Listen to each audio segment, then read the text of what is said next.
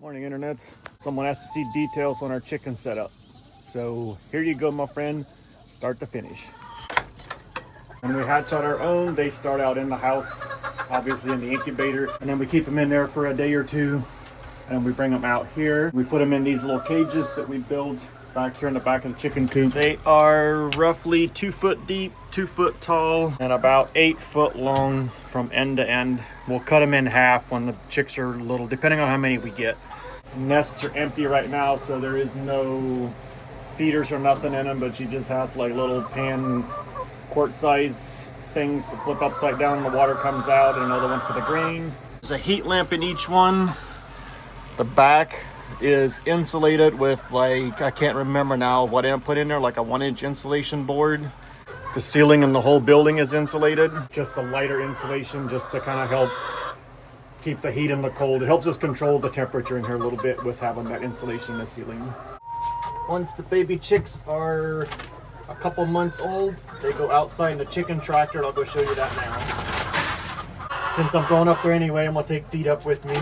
We try to stay as natural as we can, but we don't go crazy and being like 100% organic with $1,000 of chicken in them. We just keep it simple. And here's the chicken tractor that they go into after graduating out of the little coop. This also is a...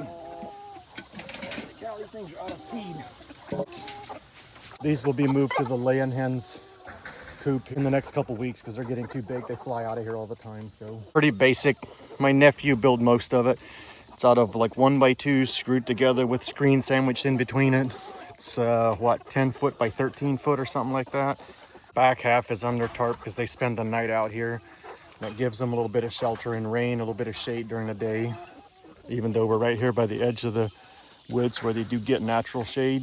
Like 14 of these in here we hatched out ourselves. We had no way to sex them, so we end up with like 6 or 7 roosters. They don't lay quite as well as the chickens do. One of them got out, and I am not the normal chicken whisperer, so I don't know how I'm gonna catch that thing.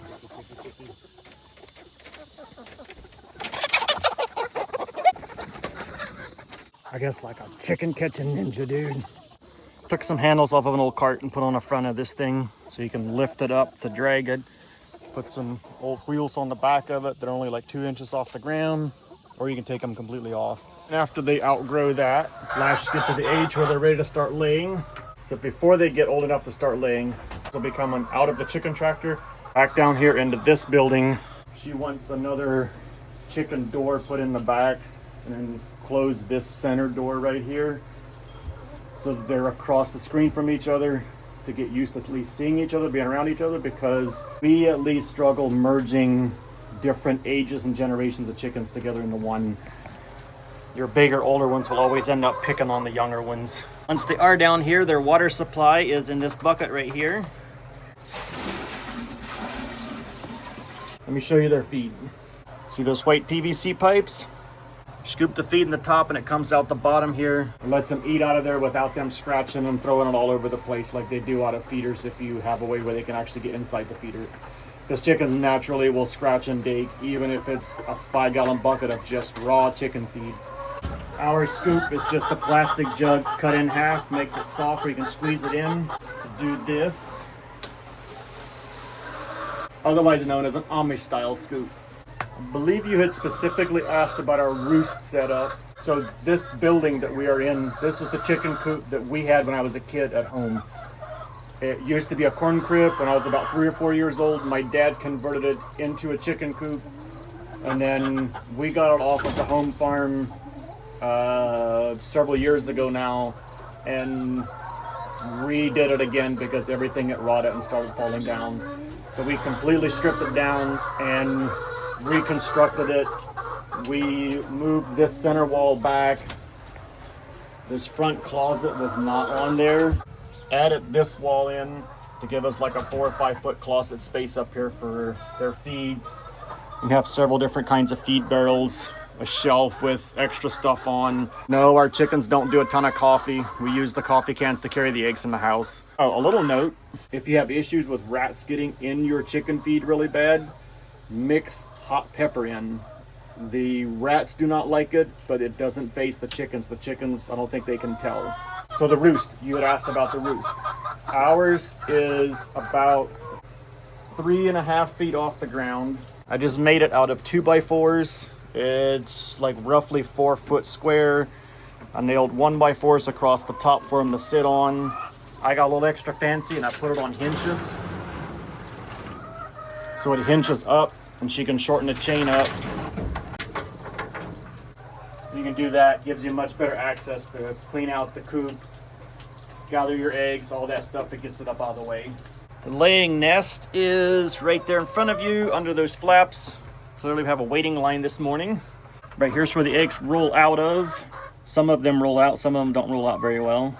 It's pretty simple. Oh, on these cages in the back here to keep them from pooping on each other with 2 layers of cages, I just made a wooden tray that slides in and out, so you can, that way the ones on the top don't be pooping down on the ones on the bottom. Something we have learned is very beneficial for keeping the chickens happy and for the cut way back on our feed cost is having them where they can go outside in the yard and pick around on the grass. For their access door to make cut back on our work a little bit, put a little electronic door in that opens at dawn and closes at dusk, or however you set it for. Shade does go a long way on keeping them cool and happy. So she put that little canopy up for them. When it gets really hot out, you'll see them hanging out under there. That little water pan she fills up with fresh cold water at about early to mid-afternoon. That helps them cool down. She does also freeze some frozen homemade treats and stuff. When it's on really hot days, she'll hang that out for them or put it in that pan for them and they pick at that, and that helps them to stay cool. By doing all of these little things to keep them cool, they will lay mostly through the summer when most of others that don't have that access will stop laying. So it does pay off. If you're hungry for eggs and you want to keep your chickens' income coming, keeping them cool, keeping them watered, and keeping them in daylight goes a long ways. And by letting them come out here and pick through the grass, like I said, cuts like 50% of the feed bill off. And we can tell a difference in our eggs when you crack them open if they've been outside or not. Funny fact, I am a 40-year-old man, 220 pounds. I am scared to death of chickens pecking me. I know. But you can buy those fences for like, I think they're maybe $200 a piece. So they're a little bit expensive, but they're so well worth it. Your chickens will do so much better, and your eggs are better and richer if they are where they can go outside and pick around. And it cuts your feeding bill way down. This is my 3rd time saying this. I'll see how many times I edit it out, but it'll cut your feeding bill in right about half. I'm going to miss 100 things telling you about the chickens. So whatever I do miss, do you have any more questions? You need to know where we get the products from, anything, just leave it in the comments and I will do my best to help you. We usually keep them for like 2 years at the most. When they go through that molding stage, they don't pay for themselves no more. So we personally will choose to process them. There's not much meat on them, but I love the flavoring in old laying hens better than I like those meat birds. The meat birds are good too, and they're more tender, but the flavor is just not there like it is in an old laying hen. It's one of my all-time favorite meals. Cook them in a crock pot or in a pressure cooker for like 45 minutes or whatever she does, and they are fantastic. I think that covers it in a quick short clip. If there's anything I missed, anything else you want to see or know, plop it down in the comments and I'll do my best to answer it. Merry Christmas. See you on the next video.